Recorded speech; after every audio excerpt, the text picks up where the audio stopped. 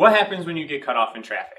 We're going to take a look at that series of events from the moment you get cut off to the response that you have to getting cut off and the thoughts that happen in between going through this process of cognitive reframing. So we have this broken down into a couple of different boxes. The first box, the A, stands for antecedent, or the event that happened. Somebody cut me off.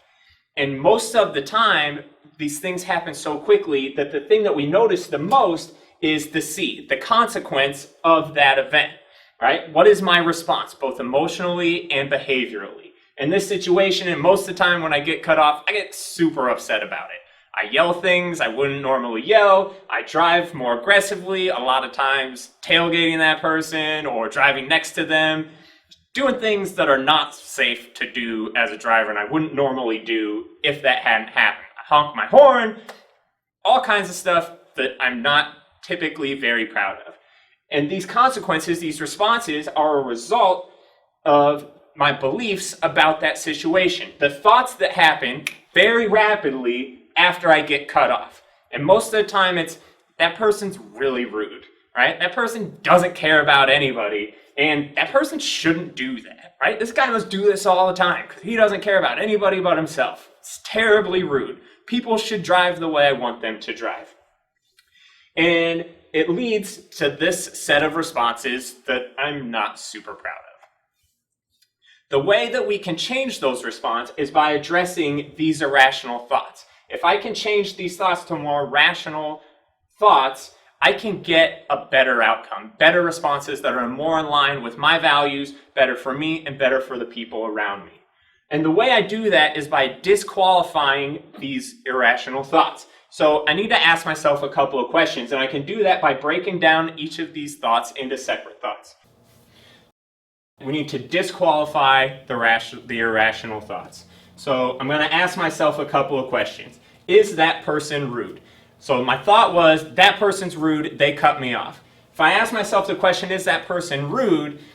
If I'm giving an honest answer, I don't know if that person's rude because I don't know that person. What that person did very well could be perceived as rude. I don't like getting cut off. It's rude to do that to people. But I don't know whether or not that is a rude person. It could be a very nice person that cut me off. I'm not sure. What they did can be perceived as rude. I'm not sure if that person was rude. The next thought that I had was that person doesn't care about anybody. That's why they're driving so recklessly, because they don't care. So I have to ask myself, is there really nobody that person cares about? Again, much like with is that person rude, I don't know because I don't know that person. I can pretty safely make the assumption that people generally care about other people in their lives. So to say that they don't care about anybody would be a cognitive distortion. At that point in time, they might not have been thinking about my safety, but they very well could have been thinking about the safety of somebody else, which leads us to our next question. That person shouldn't do that. People shouldn't cut people off, right? The question I'm going to ask myself there is there any reason why this person would do this, right? To say that people should never cut somebody off is a pretty strong and global statement. If I was driving my wife to the hospital, or if I found out that something happened to my kid and there was some emergency, I'm going to drive more aggressively than I otherwise would, potentially cutting people off, not necessarily trying to put other people in harm's way, but driving a little bit more aggressively than I otherwise would to get to the situation that I feel requires my immediate attention. Again, I don't know that that person isn't doing that, or what is going on in that person's life right now that would lead them to do that, right? There was no accident. They weren't trying to deliberately cause an accident that I can be aware of. They might have been, but as far as I know, they're trying to drive to the hospital really quickly. So if I look at those new thoughts, I don't know if this person is rude or not, but what they did was rude and upset me a little bit potentially. I don't know, but can pretty safely make the assumption that there is somebody that this person cares about, and I have no idea why they're driving the way they are currently, right? Another cognitive distortion that could exist there is this person always drives this way. Again, something that I don't know. Thinking about myself in my life, there are times where I drive differently for specific reasons than I otherwise normally would.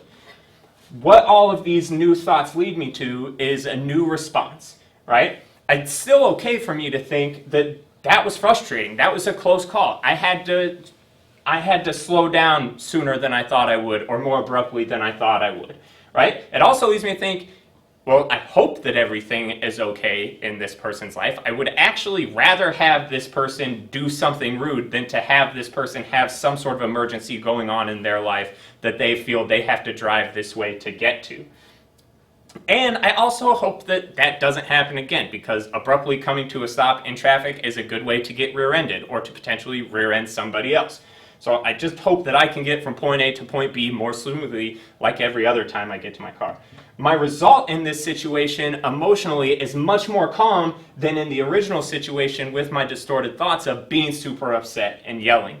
And this is an important exercise to go through because these kind of things happen in our lives all the time. We are constantly being presented with new scenarios and new things happening where our initial response is not always the most positive response. It's not the most desired response because we have certain thoughts about it. And taking time to slow down, think about what those thoughts are, see if they're irrational or not, replace them with rational thoughts, and even if the result isn't always pleasant, being frustrated isn't pleasant, it's something that I can accept and move on from.